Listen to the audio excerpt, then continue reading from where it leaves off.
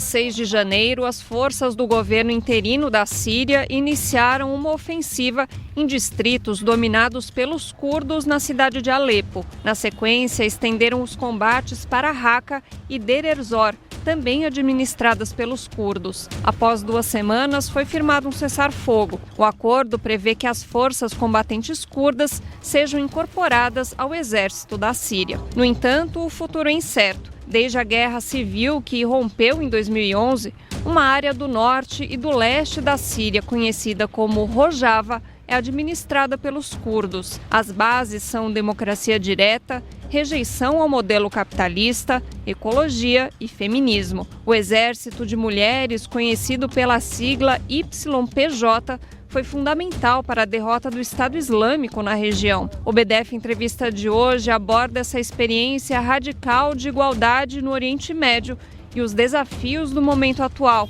Os esforços do governo interino sírio de reunificar o país podem colocar fim ao que foi construído em Rojava? Olá, eu sou Raquel Sedes e começa agora mais um BDF Entrevista. Por aqui a gente sempre se aprofunda em temas atuais e com aquela visão popular que é a marca do Brasil de fato. Hoje a gente vai falar sobre a questão curda na Síria, sobre toda essa experiência de Rojava, e para isso eu recebo aqui a jornalista Giovana Vial, que é especialista em direitos humanos. Obrigada pela sua participação aqui com a gente, Giovana. Obrigada, Raquel. É um prazer estar aqui. É importante a gente dizer que a gente convidou a Giovana para participar aqui do BDF Entrevista faz acho que umas 2 semanas, né? A gente ia gravar, acabou sendo cancelado, né? E a gente está gravando agora e nesse meio tempo muita coisa aconteceu no Oriente Médio, né? Estourou uma guerra aí meio generalizada na região. Por enquanto a Síria acho que ainda não foi afetada, né? Mas você tem tido contato com os curdos lá de Rojava? Como que eles estão vendo essa situação? Então, Raquel, faz algumas semanas que houve um cessar-fogo entre o governo interino sírio, que é comandado agora por um grupo sunita, desde a queda do Bashar al-Assad em dezembro de 2024, e os curdos, né? O YPJ e o YPG, que são as unidades de proteção masculina e feminina, que fazem parte ali do Syrian Democratic Forces, né? Que é uma coalizão organizada internacionalmente pelos Estados Unidos, mas que é encabeçada, então, por esses curdos. Então, houve esse cessar-fogo entre os curdos e o governo atual interino sírio. E agora, apesar deles não estarem necessariamente tendo conflito armado entre essas duas partes, criou-se um outro problema, né? A partir do momento em que o governo atual sírio começou a atacar as regiões curdas ao longo aí de janeiro quase inteiro, muitas das prisões que continham pessoas associadas ao Estado Islâmico, que eram essas prisões comandadas pelos curdos, essas prisões foram abertas, né? E houve uma espécie de caos generalizado. Então agora os curdos dessa região estão tendo que lidar com um segundo problema, que é a insegurança causada pela soltura desses, então, que eram membros do Estado Islâmico e que agora têm a possibilidade de se reorganizar e atacar novamente essa região, como aconteceu aí até 2017/2019, que foi o finalzinho ali do Estado Islâmico nessa região, Raquel.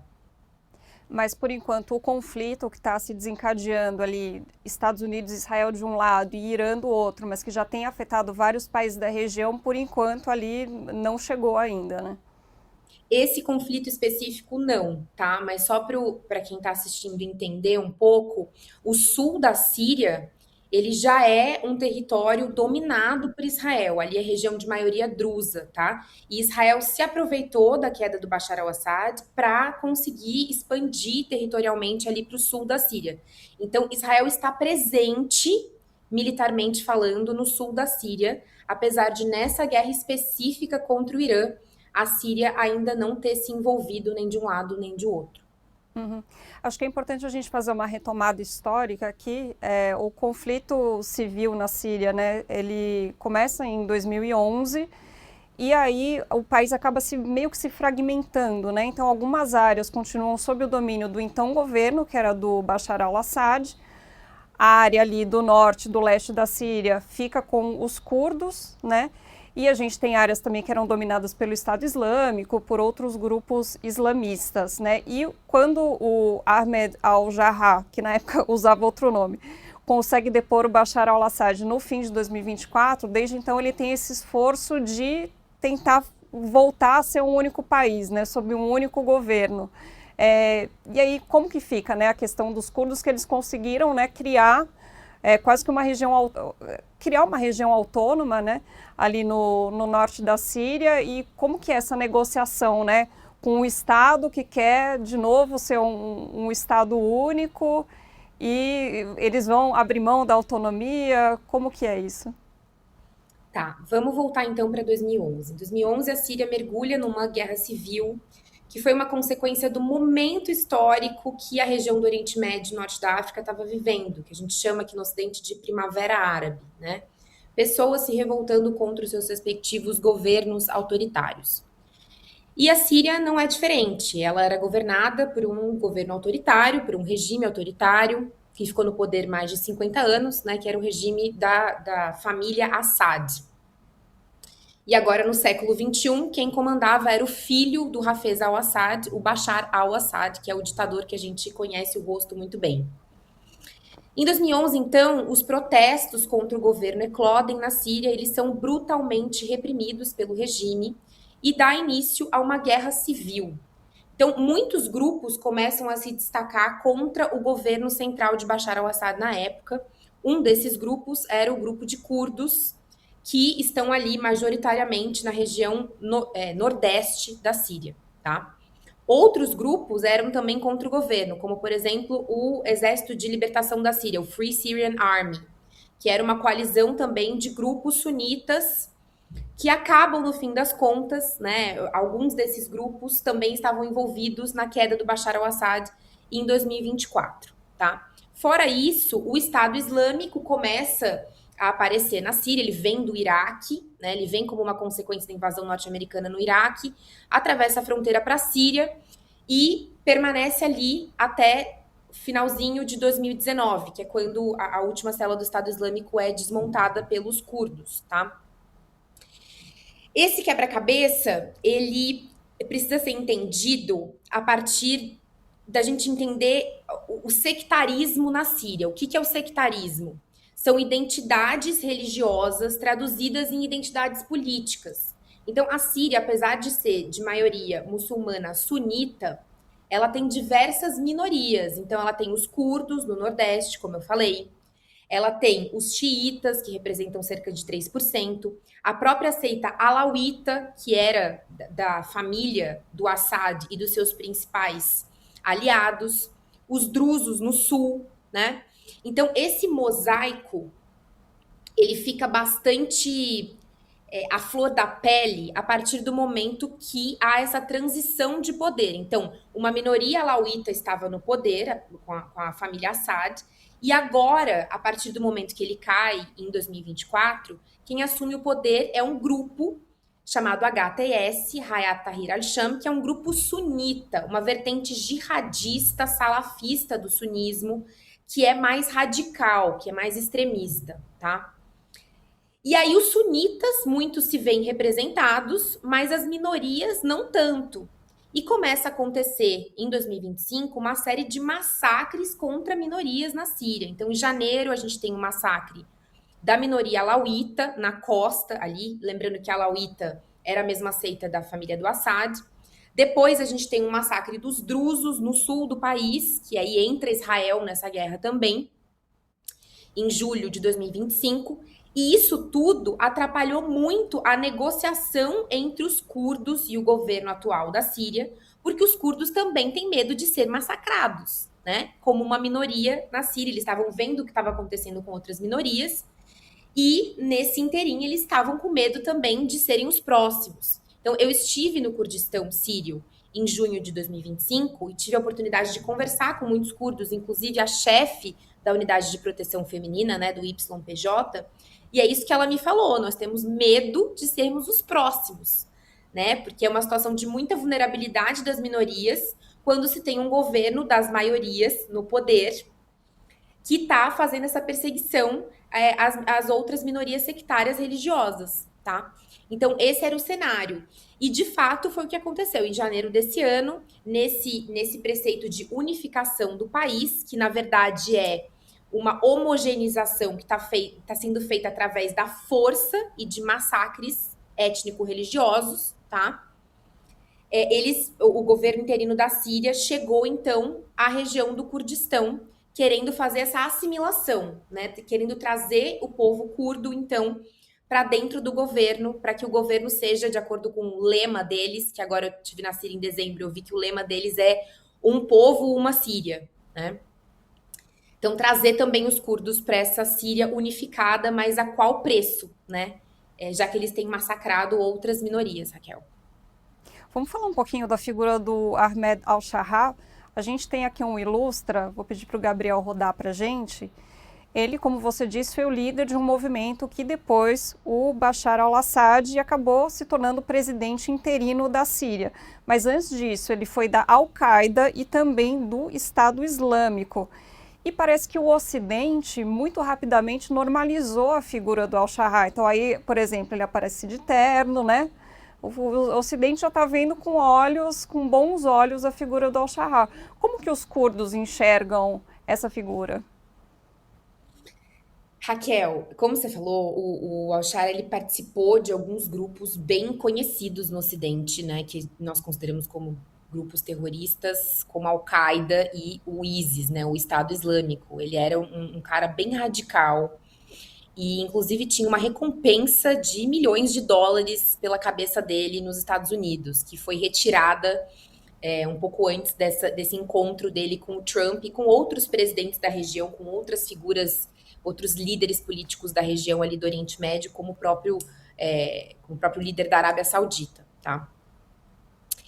O que acontece? A Rohlat Afrin, que é a líder da Unidade de Proteção Feminina do Kurdistão, quando eu a entrevistei em junho de 2025, ela bateu muito no ponto de que as curdas, principalmente as mulheres curdas, elas encabeçaram a luta contra o Estado Islâmico na Síria, na região do Kurdistão sírio, né? E que para ela era muito contraditório agora ela ter no poder do Estado sírio um homem que já foi do Estado Islâmico, né? O Kurdistão, não só o Kurdistão sírio, mas outras áreas que são governadas pelos curdos no mundo, eles têm um preceito do feminismo, né, em que a sociedade é muito dividida mesmo entre homens e mulheres, e eles assumem muito das mesmas posições, inclusive posições militares, inclusive posições de exército, de batalha, etc. Então, a Rohlat Afrin, ela me falou que ela tinha muito receio em relação às mulheres, a presença das mulheres nesse governo, porque ela olhava para um governo que é de um ex-jihadista, né, que está passando por uma espécie de rebranding para ser aceito pelo Ocidente, agora usa terno e gravata, senta à mesa com líderes ocidentais, com líderes da região, mas que ao mesmo tempo ela não via esse reflexo ocidental dentro do governo dele, e que ela tinha muito medo de ter que lidar com esse cara, que é um jihadista, né, dentro de um contexto em que as mulheres curdas têm um super papel dentro da sociedade curda, e que ela não acreditava que esse mesmo papel seria dado às mulheres curdas se caso os curdos fossem incorporados ao governo de al-Shara. E a questão da ajuda externa, né? Porque, como você disse, os curdos, principalmente as mulheres curdas, foram decisivas para a derrota do Estado Islâmico na Síria, numa coalizão da qual os Estados Unidos também faziam parte. E agora que os curdos, não só agora, também em 2019, quando os curdos sofreram ataques, parece que os Estados Unidos fingem que não estão vendo, né? Raquel, essa postura adotada pelos Estados Unidos em relação aos curdos, não só os curdos sírios, mas os curdos de outras partes, como os curdos iraquianos principalmente, é uma postura bem conhecida, tá? É o modus operandi dos Estados Unidos. Então, eles atuam em favor dos curdos quando lhes convém, tá? Então, mesmo os curdos terem sido, por exemplo, chave para a derrota do Estado Islâmico ali nessa região, o governo de Trump retira logo depois da derrota do Estado Islâmico as suas tropas ali da região do noroeste, do nordeste da Síria, né, deixando os curdos expostos a ataques turcos. Então, de acordo com o que os Estados Unidos acredita que é o foco principal, o objetivo principal do momento, eles apoiam ou não os curdos, tá? Eu acho que tem uma coisa nesse sentido que ficou muito na minha cabeça quando eu estava entrevistando um colega jornalista, o Badrhan, que é curdo e está cobrindo essa situação há muitos anos ali no Kurdistão sírio, que eu falei, Badrhan, aonde estão os americanos? Né? Você consegue ver americanos ou outras pessoas do Ocidente com boots on the ground, né? Você consegue ver essas pessoas aí no Kurdistão sírio? E ele falou para mim, nós estamos sozinhos. Nós estamos sozinhos lutando contra o governo interino sírio. Não há ninguém aqui a não ser os curdos sírios. Né? Então, ficou bem claro para mim que essa participação dos Estados Unidos ela é conveniente. Quando lhes convém, eles estão presentes, e quando não, eles deixam os curdos à sua própria sorte. Vamos agora falar um pouco dessa experiência muito radical que acontece ali em Rojava. Você, como você falou, você esteve lá no ano passado. De cara, assim que você chegou, o que mais te chamou a atenção? O que mais me chamou a atenção foi o aspecto de país mesmo que tem aquela região. Porque eu acho que a gente imagina que uma região autônoma, né, como se fosse um estado brasileiro, que você chega ali, você não vê as fronteiras, você não vê o aparato administrativo. E não, quando você chega no Kurdistão sírio, partindo do território sírio, né, partindo de Damasco, existe uma espécie de fronteira, então você passa como se estivesse atravessando para um outro país mesmo. Então, por exemplo, a minha autorização de jornalista para usar em Damasco, em outras partes da Síria mainland, né? Ela não é válida no Kurdistão sírio. Eu tive que pedir para as autoridades curdas me cederem uma nova autorização. O chip de celular também, é o momento que você atravessa essa fronteira, que tem guardas, que tem, enfim, exército ali e tudo, você já não consegue mais usar o chip que você usava na Síria. Então, tem toda a estrutura e toda a materialidade de um outro país, tá? Inclusive em termos de documentação, aparato administrativo, etc. E assim, uma diferença muito gritante, principalmente agora que a Síria está sendo governada por ex-jihadistas, né? Pessoas relacionadas ao extremismo islâmico, ao sunismo mais extremista nesse aspecto. O que eu mais percebi foi como os curdos são secularizados. Alguns curdos são muçulmanos, né? Algumas pessoas pertencentes à etnia curda são muçulmanos.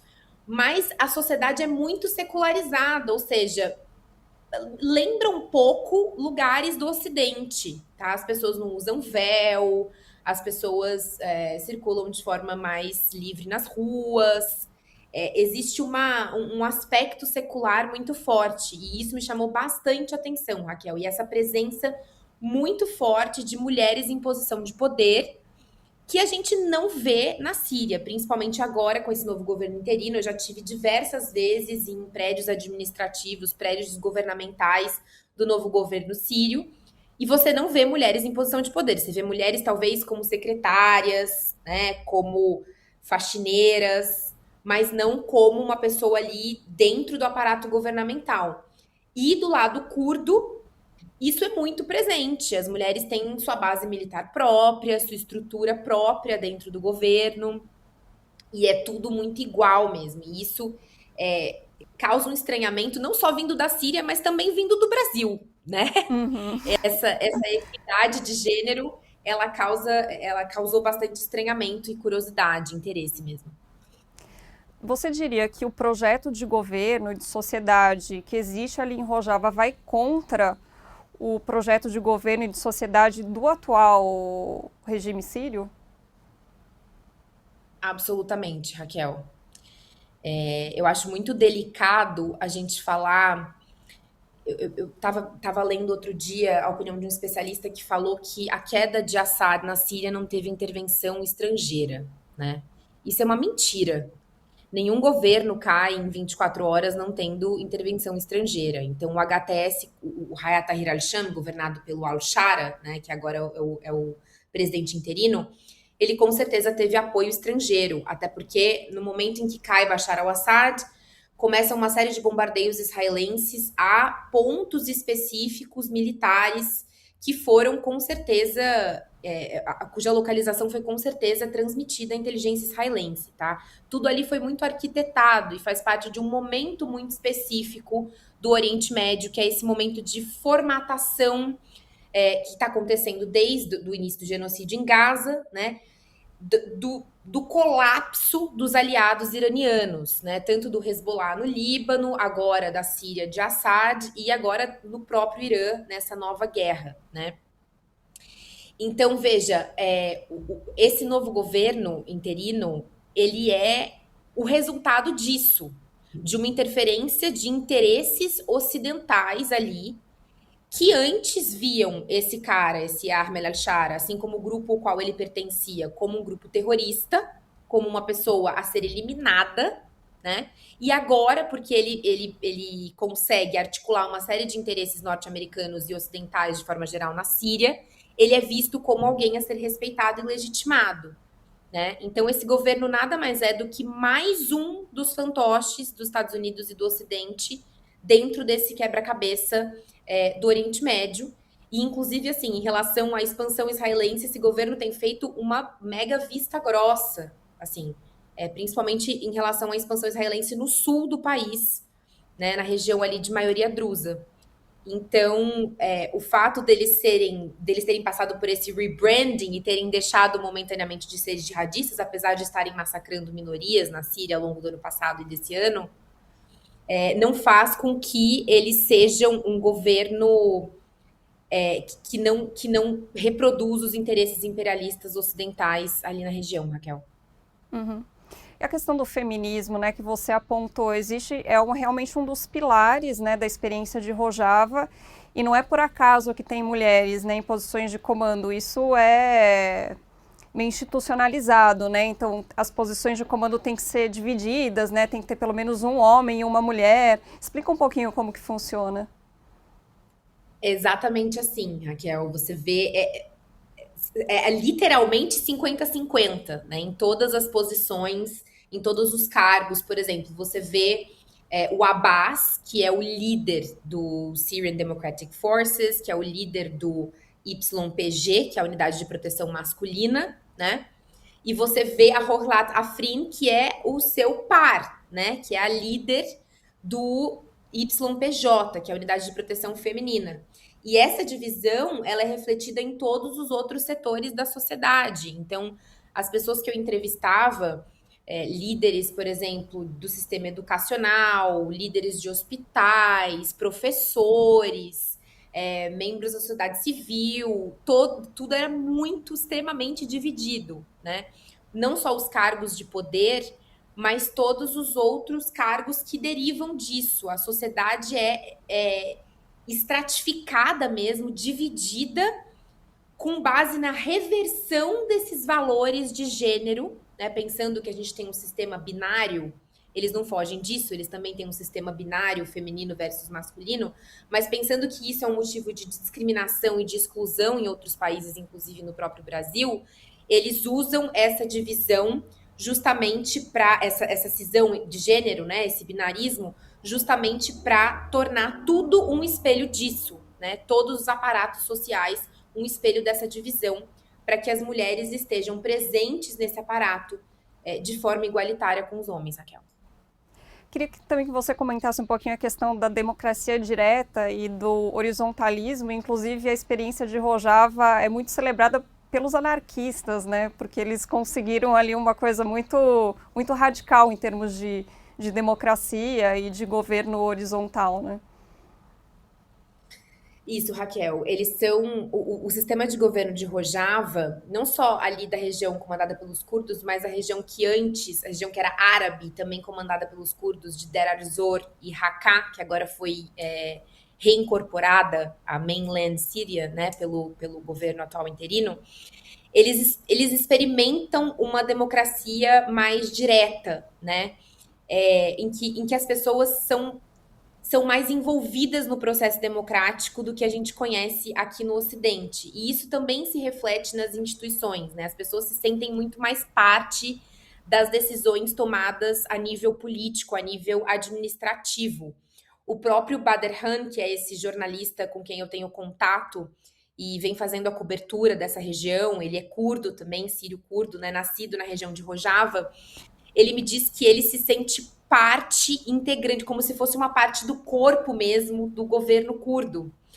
E uma frase muito interessante que ele falou é: Giovana, nem se as unidades de proteção falarem que a gente não vai lutar mais contra o governo sírio, né, que a gente vai baixar as armas, a sociedade curda ia se contentar com essa desistência, porque nós somos parte, como um organismo mesmo, de cada estratificação desse governo e desse exército. Né? Então, desde cedo eles são treinados, muitos vão para o exército serem treinados, inclusive as mulheres, né, passam por essa possibilidade de serem treinadas militarmente. Então, todas as decisões políticas e militares, as pessoas se sentem muito parte, e eu acho que isso reflete muito no pertencimento identitário e da vontade das pessoas continuarem lutando para que o Kurdistão tenha a sua administração separada e livre, né, de interferências do governo sírio, Raquel. E também é uma experiência anticapitalista, né? A questão das mulheres, ela ficou mais visível, tem até filme sobre isso, mas essa parte de ser uma experiência socialista não se fala muito, né? Conta um pouquinho como isso se manifesta na prática. Eu acho que uma das principais vertentes desse anticapitalismo é a coletividade, né? O caráter coletivo daquela sociedade. A gente tem em sociedades mais ocidentalizadas, mais capitalistas, um certo aspecto individualista muito forte. Então, as liberdades individuais, elas são colocadas como centro, como objetivo principal da nossa libertação, digamos assim. E na sociedade curda, assim como outras experiências mais puxadas para o socialismo, o coletivo ele é visto como mais importante. Né? As pessoas deixam um pouco das suas liberdades individuais para focarem mais nas liberdades coletivas.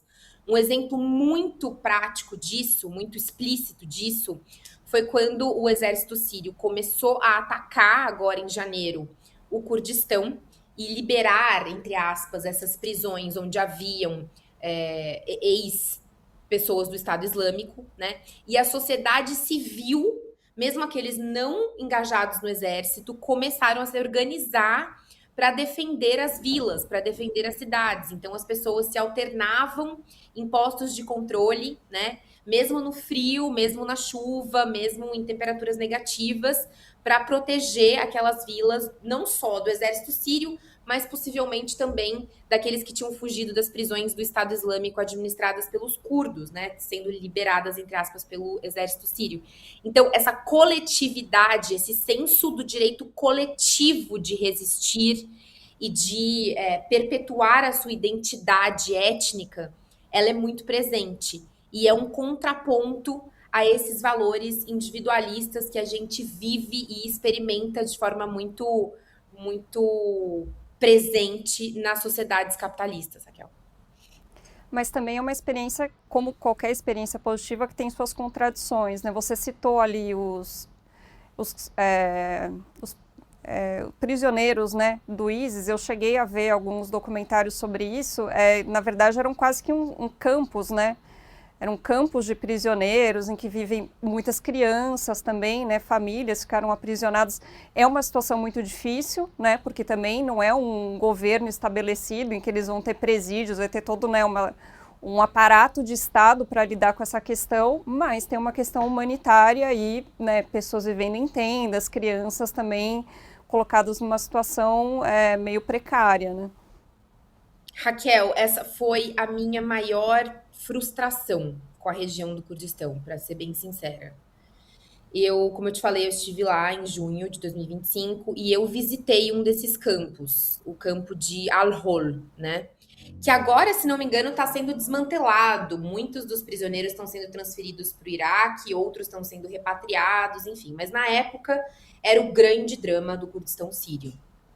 Essa questão dos campos, das famílias do ISIS. Então, só para quem está escutando entender, quando os curdos derrotam o Estado Islâmico em 2019, sobram as famílias, sobram as mulheres, as crianças, né? E outras pessoas associadas àqueles homens que ou morreram ou foram presos pelos curdos nessas prisões que agora foram abertas, né?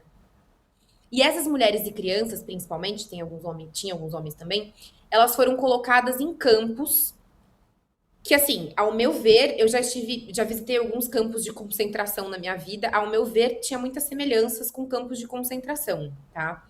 Eram ambientes extremamente militarizados, securitizados, com a ajuda dos Estados Unidos também, com o aparato militar estadunidense ali, que, como eu falei, eles tinham apoio, né, os curdos tinham apoio dos Estados Unidos.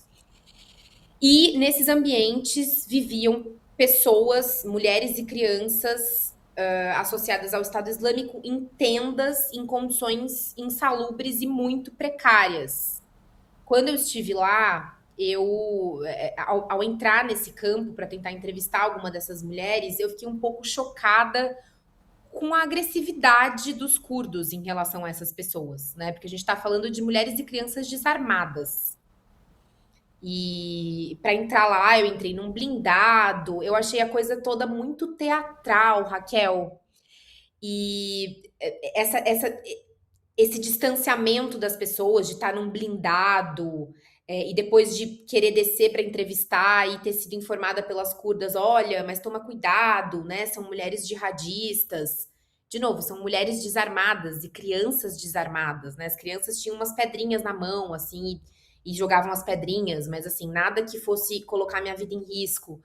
Então, essa contradição me chamou muita atenção, e também o fato de que, ao entrevistar alguma dessas mulheres, né, ex-associadas ao Estado Islâmico, elas me relataram que seus filhos, meninos, né, principalmente, estavam sendo levados pelo exército curdo para campos de reabilitação, para instituições de reabilitação. E que essas mulheres não tinham mais contato com essas crianças. Então, elas vinham para mim desesperadas. Ah, você viu meu filho? Eles levaram meu filho. Faz 2 anos que eu não falo com meu filho. E isso não foi relatado por uma ou duas mulheres. Eu entrevistei quase uma dezena de mulheres que me falaram as mesmas coisas. Então, eu pedi ao comando curdo que me levasse a um desses centros de reabilitação. E me pareceu muito, Raquel, que era uma espécie de prisão para menores de idade, uma espécie de FEBEM, de casa, como a gente tem no Brasil, né? Mas que existia uma espécie ali de sequestro aparatado pelo Estado, né? Porque essas mulheres não tinham nenhuma capacidade de ingerência sobre aquela criança sendo levada, aquele adolescente sendo levado. E depois eles não tinham um plano para a reinserção social dessa criança, desse adolescente, né? A ideia eles fazem 18 anos e são reinseridos no campo de Al-Hol. Então, esse processo de desradicalização, conforme eles falavam, ia ir por água abaixo, né? Se eles são levados novamente para o campo. Então, eu percebi ali um esquema bastante cruel de... Não sei se eu posso usar a palavra sequestro, né? Porque eu não fiz uma investigação profunda sobre isso, mas de uma contradição muito grande, principalmente na hora que a gente fala de uma sociedade feminista, né? De estar fazendo isso com outras mulheres.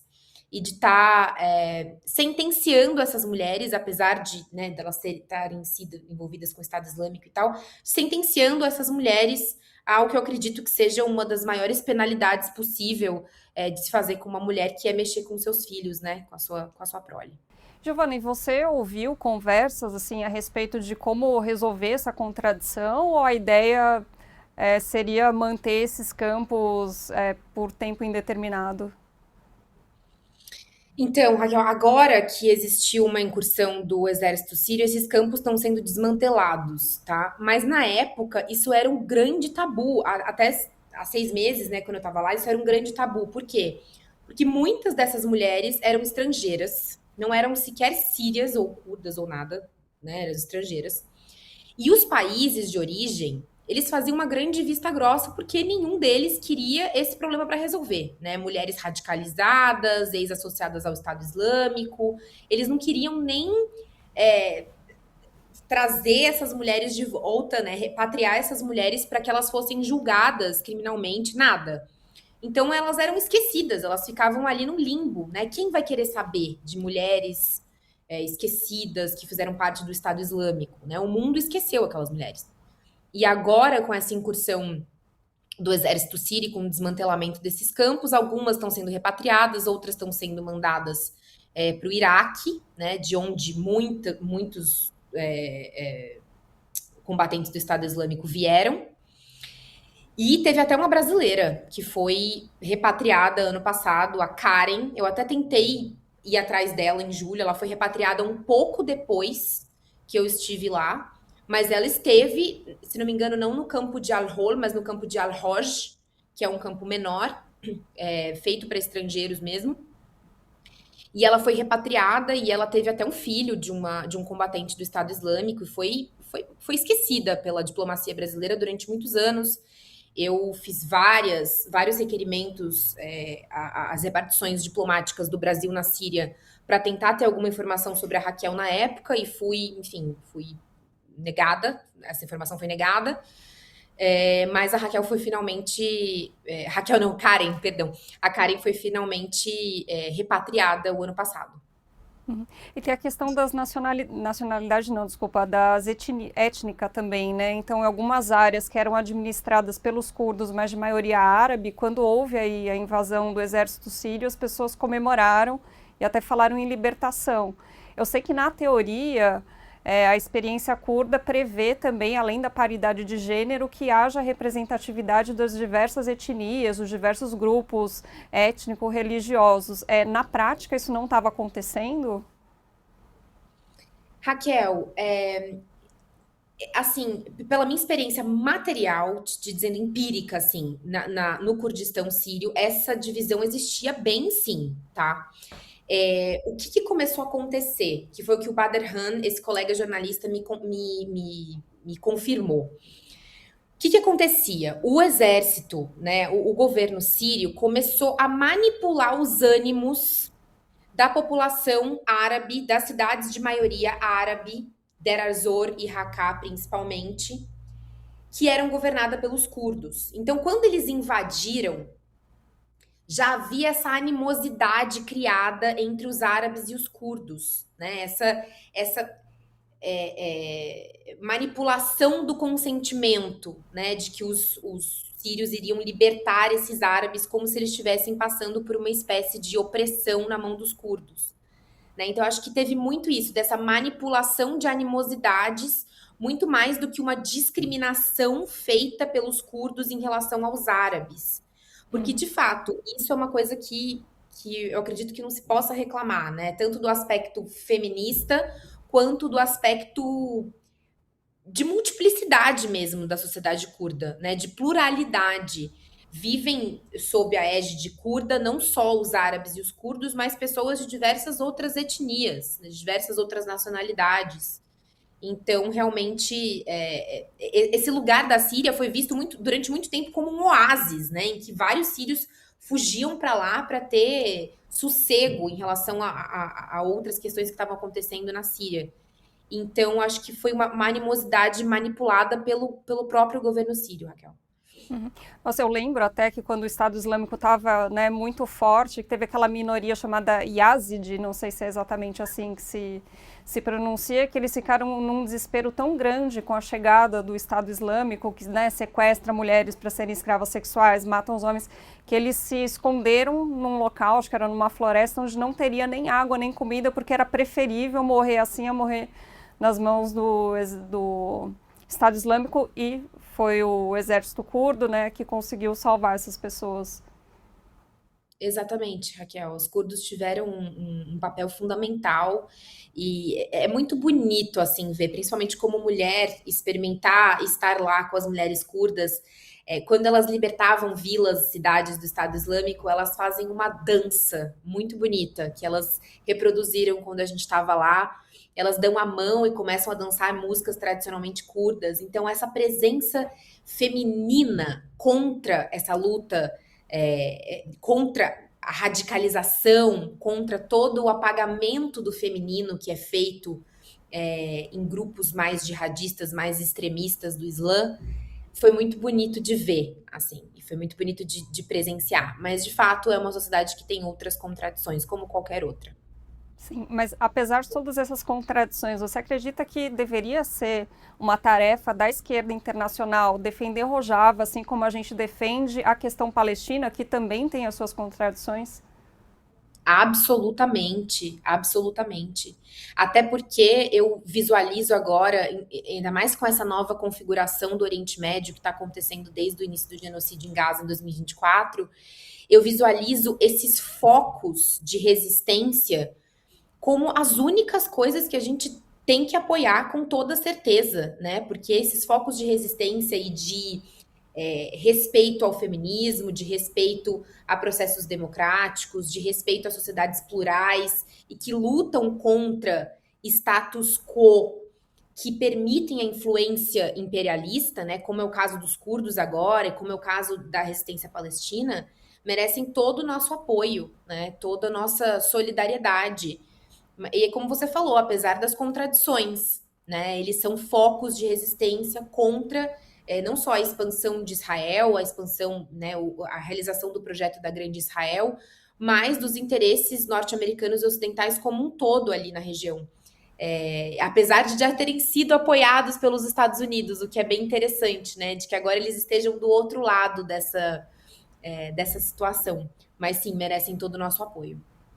Você acha, inclusive, que, né, essa coalizão que foi feita ali com os Estados Unidos, lembrando que era contra o Estado Islâmico, né, que esse grupo absolutamente, assim, brutal, também a esquerda às vezes fica com uma certa resistência de apoiar a experiência curda por causa dessa ligação, que foi uma ligação que precisou ser feita com os Estados Unidos?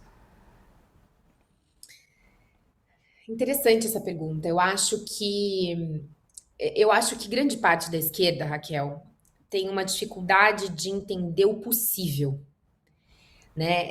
O que é possível no mundo material, o que é possível no mundo real, né? E eu acredito que a aliança dos Estados Unidos com os curdos foi a única forma realmente daquela região ter resistido e de ter saído, ter visto a luz do dia do outro lado, né? De não ter sido aniquilada por essa força do Estado Islâmico.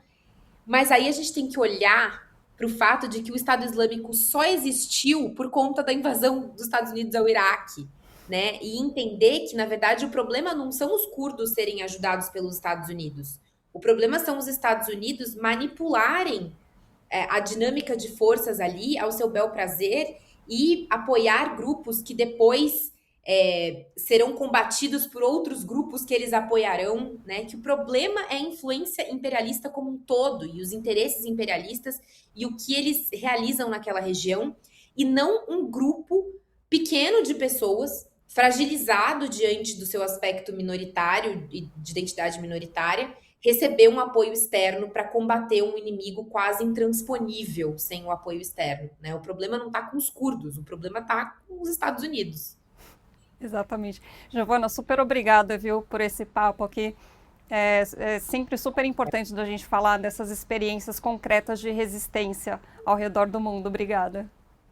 Obrigada, Raquel. E assim a gente encerra mais um BDF Entrevista. Muito obrigada pela sua audiência, pela sua companhia e a gente se vê na próxima. Tchau.